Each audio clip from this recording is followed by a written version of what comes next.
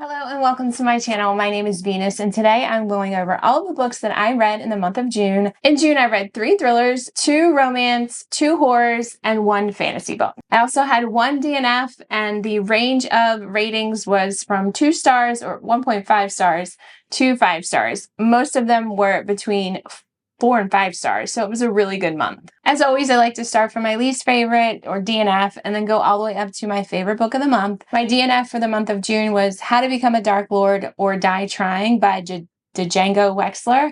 I just couldn't get into this book. I think it's meant to be like funny fantasy type book, but I listened to like 5 minutes of the audiobook and I could not get into it. I wasn't enjoying the main character, and so I just DNF'd it. I honestly didn't give it much of a chance after that because I just didn't like the vibe it was giving me. So that was my DNF for June. My least favorite book of June was Middle of the Night by Riley Sager, one of my most anticipated reads for this year. I always look forward to Riley Sager books in the fall, or I wish it was fall, in the summer, but this one just did not work for me at all. I was incredibly bored. It was not thrilling. The main character, which, everyone was so excited that we were getting a male main character in a Riley Sager book, he was so whiny and such a little bitch. And I could not deal with him.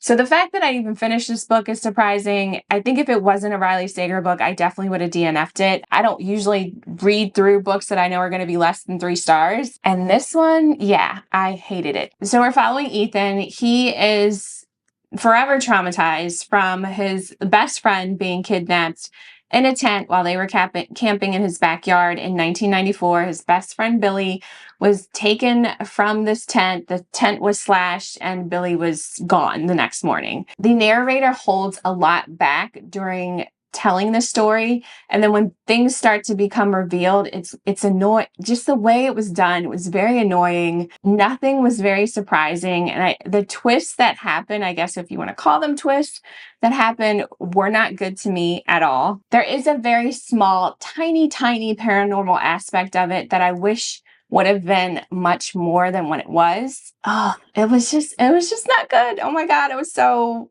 disappointed. Ethan is so whiny through this entire book. He constantly is just down on himself because of what happened. He has amnesia, so from that event, he can't remember at all what happened that night. And then, of course, I guess they start replaying the events that happened. However many years later, he finally decides to do this. Boom, he starts remembering things. And yeah, no, I just did not like it. And then when you find out what actually happened to Billy, I was irritated. I was like, are you kidding me? Like, this is what we come up with? Yeah, so I'm not going to keep downing on this book because I know a lot of people really enjoyed it. So that's all I'll say.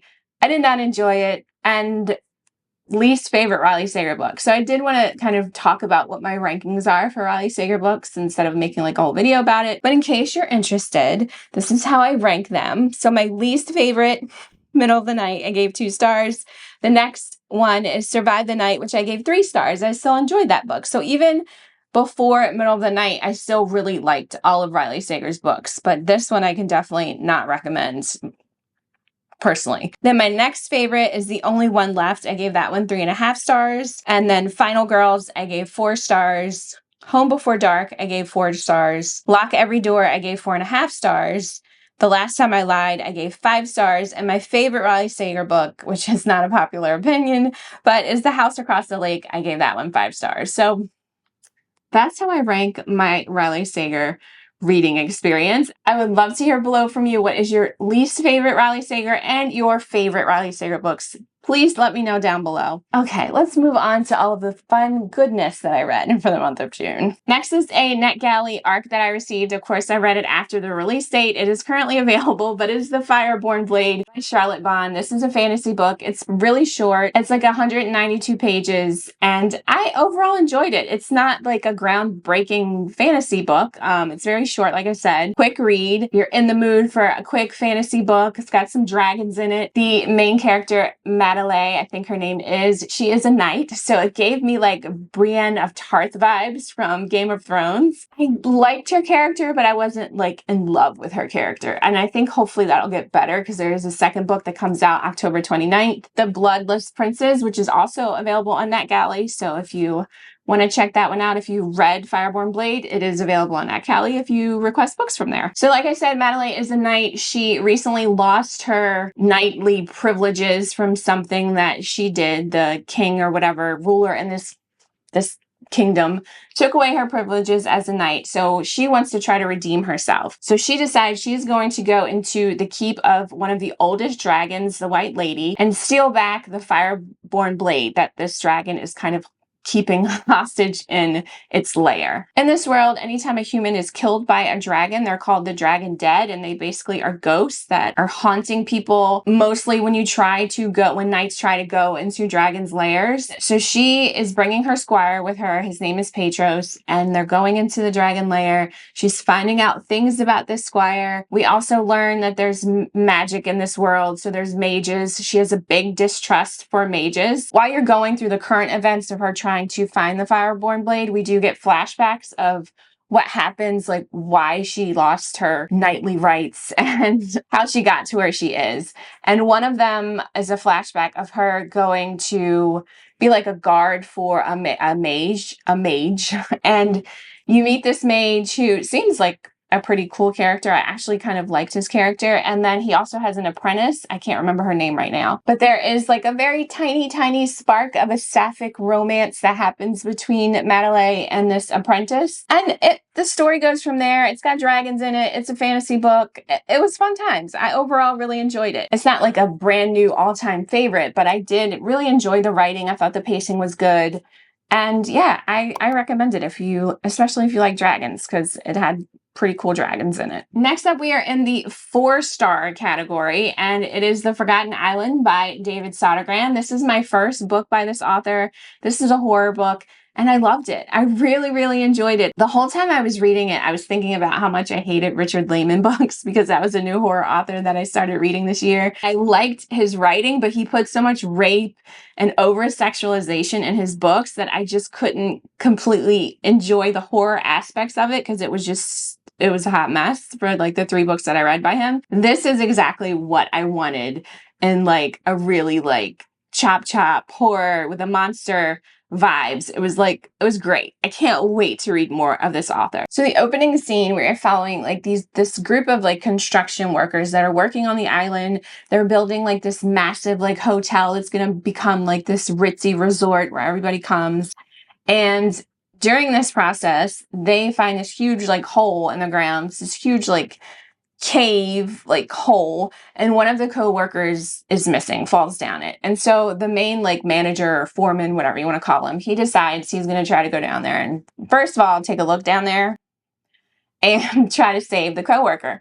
So the other guys are like stringing him down with this rope, and he's going down there, and it's dark, and then some creepy stuff happens. He hears his co-worker screaming for help, and just nuts stuff happens. So he gets pulled back up, and they all leave this island like immediately, and he is not right ever since this experience once he gets home. So that kind of comes back into play later in the story. We are following 2 sisters, Anna and Rachel. They're both Scottish, and they are going on a vacation to Thailand. They've been pretty estranged from each other. They've got some history that is unpacked during the book. Rachel also brings her boyfriend, who is just a complete douchebag. I can't remember his name, but she brings him as well. And then Anna meets an American in Thailand while they're there. So they all decide to go to the beach that's having like this huge like rave type party. There's like thousands and thousands of people partying, sex, drugs, rave music on this Thailand beach. Some of them, well, the boyfriend, the asshole boyfriend, he gets separated from them because he's doing stuff he shouldn't have been doing. He wakes up the next morning and he realizes that all his friends are gone, but their clothes are on the beach. And they all turned on like the find location on my phone so they could track each other in case they were separated from each other. So he sees that they're all on a boat in the middle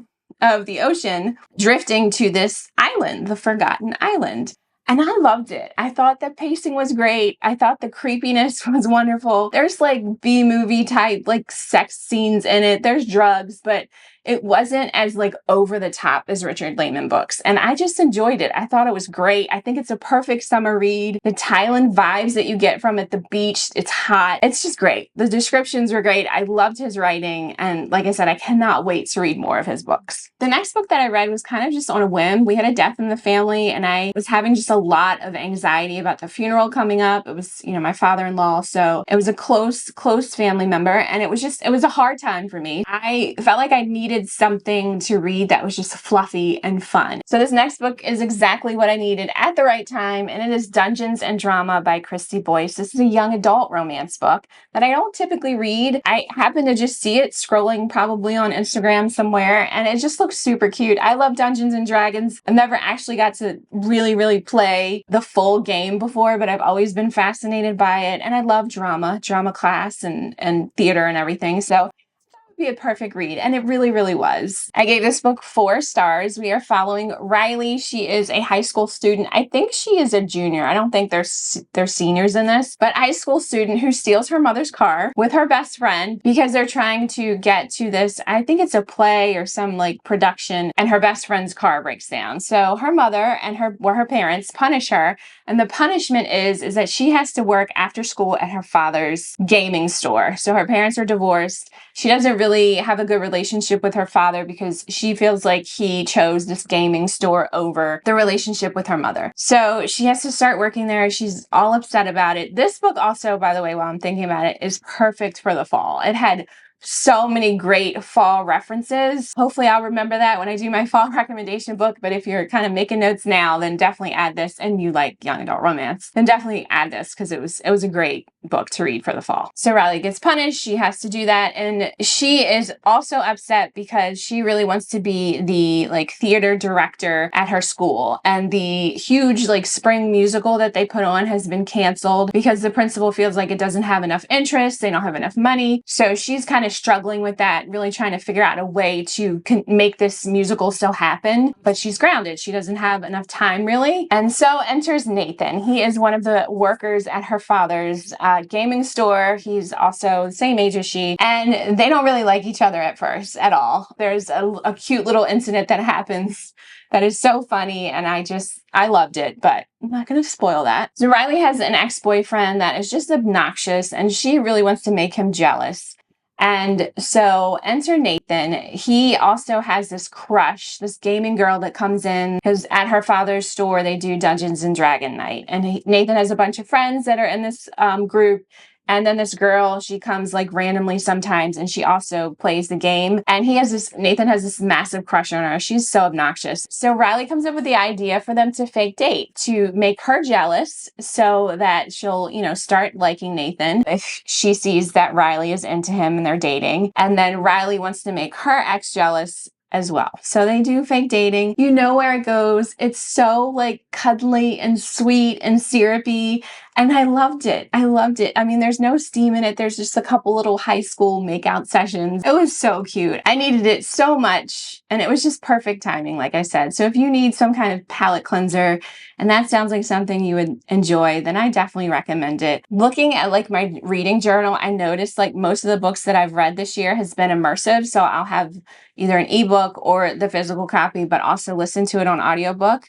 There's only been like under 5 books that I've read with my eyes and not listened to an audiobook, and this was one of them. And I had a great time. So, like I said, highly recommend. One more thing, I did really enjoy the Dungeons and Dragons scenes because they did. Am I supposed to call it D&D? I'm so like not versed in this language, but you know what I mean? I love those scenes in the book. And I also really love the drama scenes in it because they did spend a lot of time at Riley's school while she was trying to get together a presentation for the principal so that they could have their spring musical. Nathan is like her fake boyfriend during school hours as well. It was so good. I loved it so much. So please read it, please. So going from that, we go to A Complete Psychopath, and that is My Husband by Maud Ventura. I gave this book 4 stars. And this one I listened to on audiobook in one sitting. It's available on Everands. I was interested in it because Jack from the Book Stack, she talked about how much she loved it and how unhinged the main character was, and it sounded great for me. And I had a great time with this. So this is French translated, which I thought was great. That's always fun. I love reading translated books. So in this book, we are following an unnamed woman, and she is obsessed, infatuated with, like nothing I've ever witnessed before, with her husband. She comes up with these crazy shenanigans to try to make sure that he loves her, that he is still obsessed with her as well. They've been married, I think, for like 14 or 15 years, and she's still acting like this. They have children that she couldn't care less about. She's more interested and more obsessed with her husband. She puts them in these weird situations to try to prove his love. If he doesn't like kiss her the right way, or if he doesn't spend the appropriate time with her I can't remember all the crazy situations that she comes up with. She obsesses about it in her mind. One of my favorite parts in this book is they're out with friends, another couple. Her husband compares her to a clementine and his friend's wife to a pineapple. So she loses her ever-loving mind and becomes absolutely obsessed with this. Let me read a quote when she has a little mental breakdown. There's actually a couple quotes I want to read. One of them, more generally, the idea that my husband existed before meeting me is surreal, even revolting. And she also says, each new person who enters into our life is an additional dilution of his attention, a dilution of him, and I'm horrified by this. The energy he expends toward others hurts me. It tells me that I'm not enough for him. She's crazy. Okay, let me find the Clementine quote. Sorry. This book is so quotable. Okay, so here it is. So my husband thinks his best friend is married to a pineapple, while he married a clementine. He lives with a winter fruit, a banal and cheap fruit, a supermarket fruit, a small, ordinary fruit that has none of the indulgence of the orange, nor the originality of the grapefruit, a fruit organized into segments, practical and easy to eat, pre-cut, ready for use, proffered in its casing.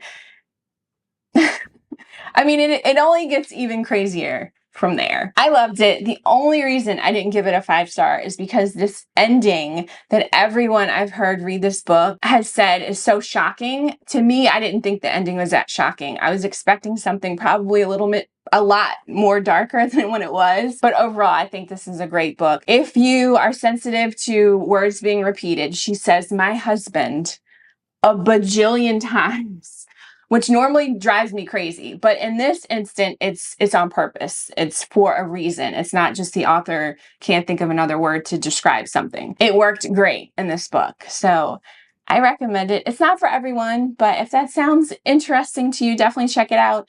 Like I said, it's available on Everand, and it's a quick audiobook to listen to. My next 4-star read is The Reformatory by Tananarive Due, and this is my first book by her and definitely will not be my last. I really enjoyed this book. It's pretty long. It's like 576 pages, which is the only reason I didn't give it 5 stars is because the pacing was just a little off for me. I think some parts were dragged out a little bit. Overall, this was amazing. The writing was fantastic. We are following, so the setting is Jim Crow South in Florida in the 1950s. And there is a young boy named Robbie who's with his sister. I think her name is Gloria. So Robbie is 12 years old. His older sister, Gloria, they're basically taking care of themselves. Their mom passed away, and their father, he was wrongfully accused of raping a white woman. And he also kind of got the white men in this town upset because he was trying to enforce rights for Black men workers. And so he had to basically leave them behind, and he's living in Chicago. They are staying between their original home where they lived, and also it's a family member. I can't remember if it's an aunt or I don't think it's a grandmother, but it's another family member, and she's a great character too, by the way. So Gloria, I think she's walking Robbie to school, and on their way, one of the teenagers that is the son of like a higher up in this town, white, of course, he ends up basically advancing towards Gloria inappropriately. And so Robbie kicks his ass in the knee and defends his sister. But of course, that comes with consequences. We are in the 1950s, and he's a black boy that kicked a white boy. And so he gets beaten like really bad in the ear. He's like bleeding by this boy's father. And he also gets sentenced to 6 months into this school. It's called the Gracetown School for Boys. It's a reformatory that has a pretty dark history of young boys, black and white, just vanishing. So he gets sentenced there for 6 months. Gloria is determined to find a way to save her brother, to get him out of this school. I loved her loyalty to her brother and her determination no matter what. I mean, she goes through so many different things to try to get him home. And when they finally come up with a plan, she is like determined to make sure that it happens. I loved that about this story. You kind of go back and forth from Gloria working on trying to get him out, trying to get help to get Robbie out of this school. And then you also following Robbie as he's in this school with this horrible warden.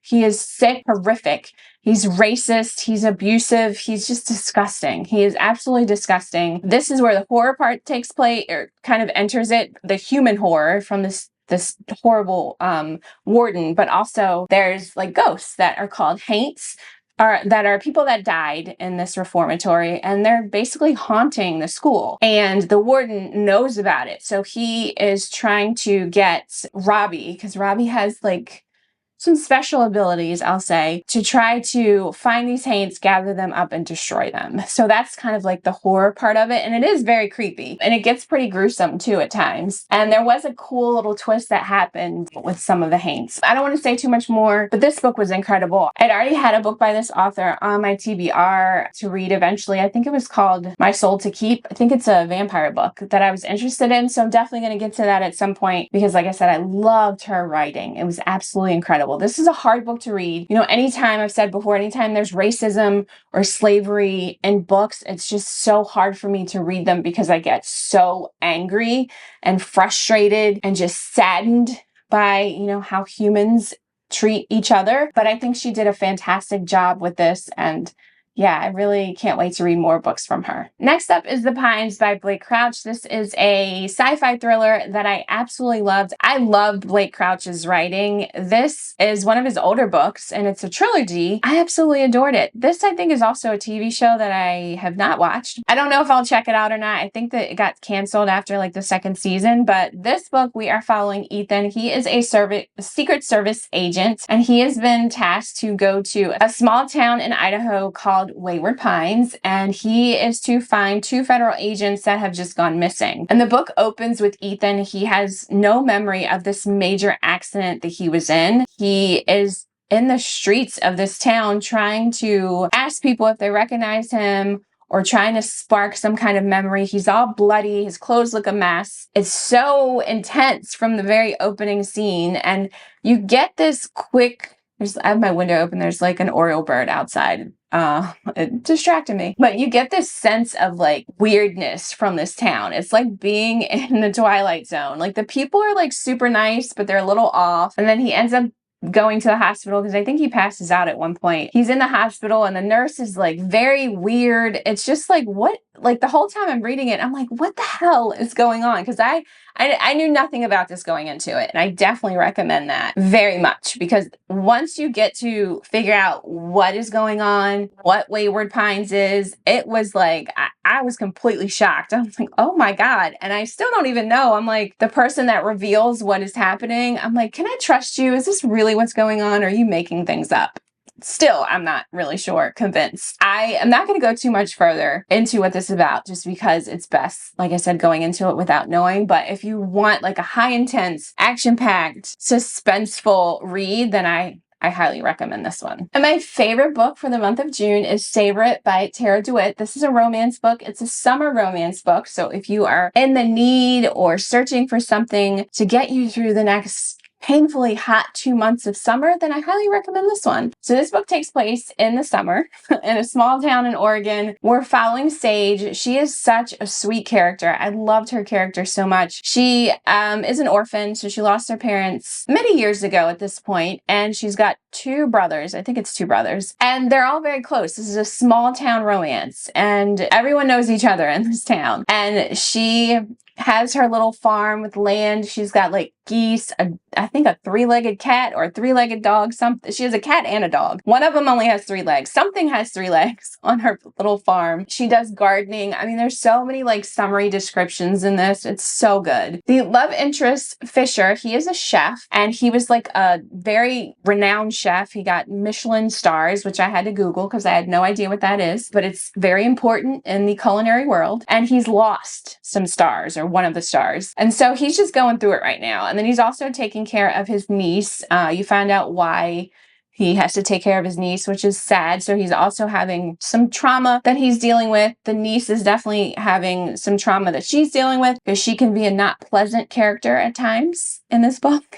They end up moving in to this town for the summer because there's a new restaurant that's being opened up, and the owner of the restaurant wants Fisher to come down and kind of see things through, not be the chef there, but kind of get it started, manage like the opening of the restaurant. So Fisher and his niece end up moving into a rental next door to Sage, and the way they meet is hilarious. And then it goes from there. They end up having to do like kind of like a fake dating situation. The fake dating wasn't like a huge aspect of it, because they were already starting to kind of like, you could tell, were interested in each other. It wasn't Insta. I didn't feel like it was Insta. I mean, it's over a course of the summer, so of course there's going to be some aspects of some Insta love happening. I thought it was done very well. Sage has an ex, and Fisher can tell that she's still like upset about whatever happened. So there's a situation where he kind of steps in to try to make her ex jealous. And it was a great scene that I loved. There's also a character